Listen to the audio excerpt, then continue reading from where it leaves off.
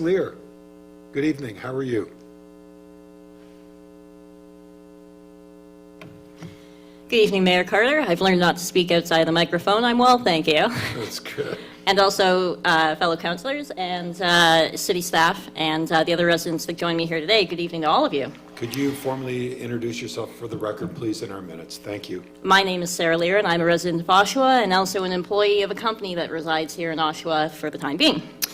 So, I would like to start off with an old expression that many of us are familiar with.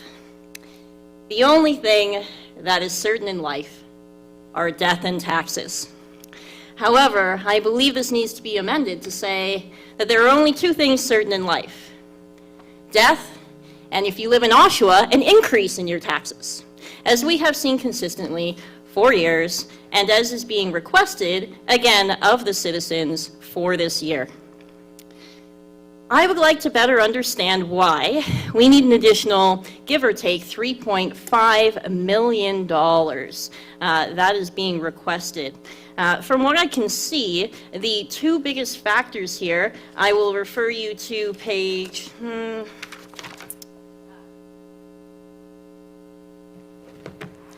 I'm gonna sit over here so my binder doesn't hit that button. Page 7 of your report for executive and legislative, for those who don't have the benefit of the report in front of them that are sitting at home, it says this category consists of programs for the office of the mayor, city council, and councillor expenses. And the proposed budget of $1.296 million represents an increase of $339,000, give or take. That's a 35% increase over the prior year, and that amount, $339,000, is approximately 10% of the $3.5 million increase that we are looking at.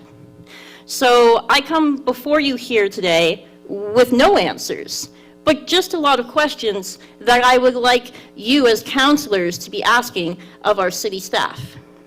The other big ticket item composing that $3.5 million increase would be the external agencies. And they are looking for an increase of $334,000, which again is approximately 10%. So between these two arms alone, this is 20% of our $3.5 million increase that you are asking us as residents to bear. Why? And it's not a rhetorical question. So please take up this torch and go back to city staff and ask the tough questions. Because you have a chance here not just to represent our citizens, but to protect our citizens and their financial health and their financial well-being, which ultimately will also contribute to their mental health and mental well-being. So while I appreciate that this is a budget that shows we need more money, I would like to understand what have these departments walked away from? Because perhaps that would give me some sympathy as to why they need $3.5 million. Did they actually really need $5 million? And yet they were able to go without or postpone or do other things with, hypothetically, the other $1.5 million? What have they done without to be able to get to this increase of $3.5 million? Because, to me, this looks like Santa Claus's wish list. Dear Santa, I would like a pony, I would like a Mercedes, I would like a house, I would like all of these things. Well, that's great. But do you need them? So, what would a zero increase in my taxes budget look like? And again, that is not a rhetorical question. What lines need to be eliminated or reduced, or what revenues have we not uncovered yet? Lastly, as I run out of time, Mayor Carter pointed out that what was the feedback you received on the campaign trails? When I was running for mayor in 2018, the feedback that I got overwhelming and resoundingly was, believe it or not, we would like a wheelchair-accessible beachfront, and they referenced Coburg specifically as an example of best practices. So, while that will not benefit me, this is shared feedback. not even in my ward. But from a shared feedback perspective, I would like this item added on your radar when you're looking at these issues. Thank you very much for your time this evening. Thank you very much, Ms. Lear. Greatly appreciate your delegation this evening. Go to members of council to see if they have any questions. Councilor McConkey.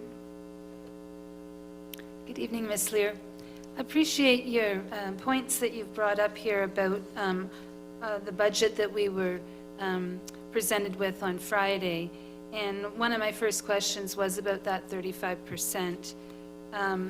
There were a couple of motions made at our first meeting, and trying to address the new law that's come from the federal government on the income tax that the city council members had in past years kept that 1/3 interest allowance. They're no longer exempt from paying 1/3 exemption. They're no longer exempt, on that 1/3 income tax.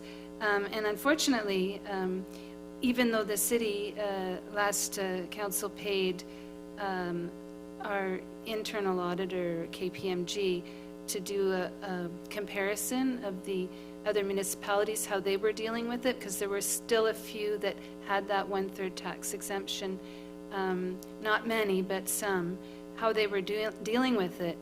They'd all basically put it off into their new term of council, so that $30,000 study didn't really tell us much, but there was a vote at the very beginning of council to deal with that because the new law came into effect January 1st. And Councillor, could you form put it into as a question, please? Thank you very much. Are you aware of this 1/3 tax exemption? So interesting that you point out that there is a $30,000 price tag paid to learn very little.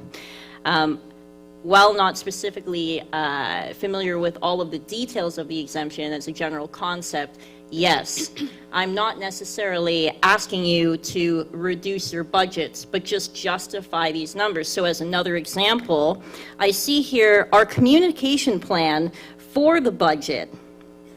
If we refer to in the document provided, page 4 of the City Budget Engagement Report, Phase 1. Page 4 shows our communication plan, and it states here, in an effort to increase engagement, staff extensively promoted Phase 1 of the 2019 city budget process using various mediums, including, and then it proceeds to list 1, 2, 3, 4, 5, 6, 7, 8, 9, 10 things that we spent money on. 10 things that we spent money on in order to communicate to our residents what we're going to spend our money on. Ms. Lear? Yes. Just to correct you, that process was to engage the public and get their feedback and make sure that the process of communication on both sides was back and forth. It wasn't to tell them what we were spending our money on. We were looking for feedback from the public. So there is an extra effort in regards to communication. That's been our commitment to the community. So just for clarification. Sure. And if we could take the edge off in regards to our staff, I'd greatly appreciate it. My apologies. So of those 10 items listed there, 4 of them are what I would consider cost significant. Placing public notices and advertisements in 4 local newspapers, indoor and outdoor monitoring signs, distributing a share kit to community partners, and creating a dedicated web page on the City of Oshawa's website.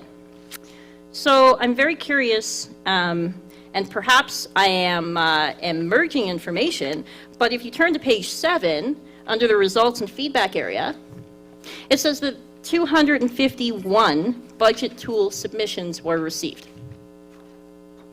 So I would like to better understand in our communication plan, of these 10 items that we spent money on, again, 4 of them would have substantial costs. What was that total amount? Because if we only received 251 responses and we spent $10,000 or $12,000, is that an effective use of our money? And is that why I'm going to be paying part of this $3.5 million increase because we're not spending money properly? Okay, I think I still have the floor. Yeah, So, my apologies.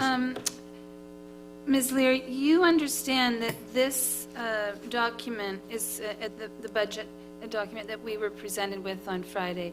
This is proposed.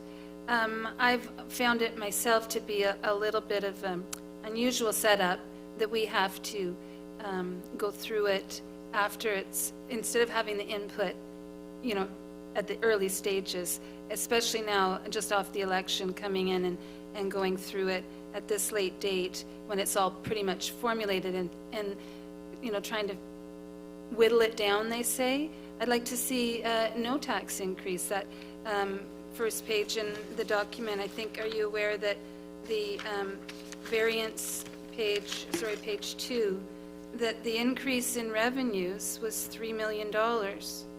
And so the $3 million and $3.5 million that is being increased is really a lot more, you know, money has come in and still more going out. So I think that our job over the next 3 weeks, it will be to look at it seriously and see where we can make this a lot better, because I agree, and I'm sure you're aware, the majority of people, when you're out on the campaign trail, are talking about the tax problem and the fact that it's become unsustainable for so many. It's to the detriment of the city in a lot of respects. So I appreciate your comments tonight, and hopefully we can do something better than the 3.5 that's on this document here.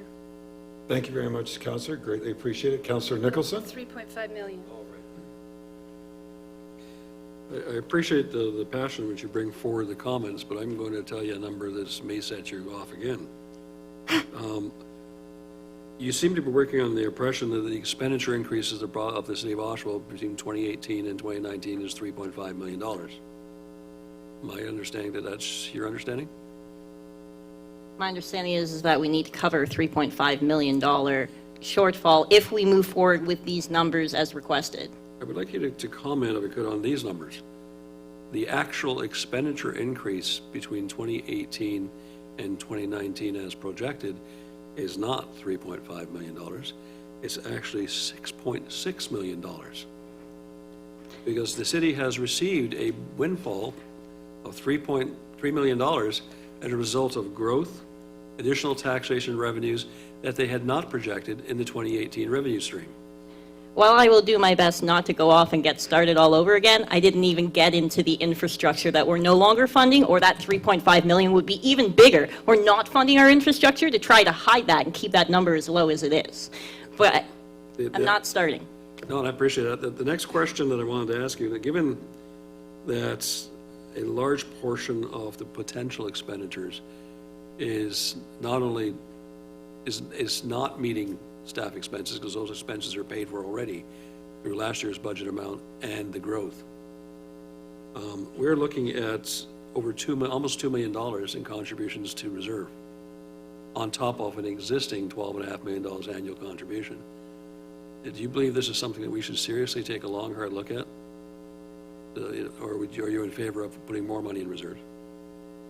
I would need a better understanding of what the reserve is being saved for lack of a better expression. So I understand the concept of reserves. There's management reserves, there's contingency reserves. There's several options for reserves and why people set money aside.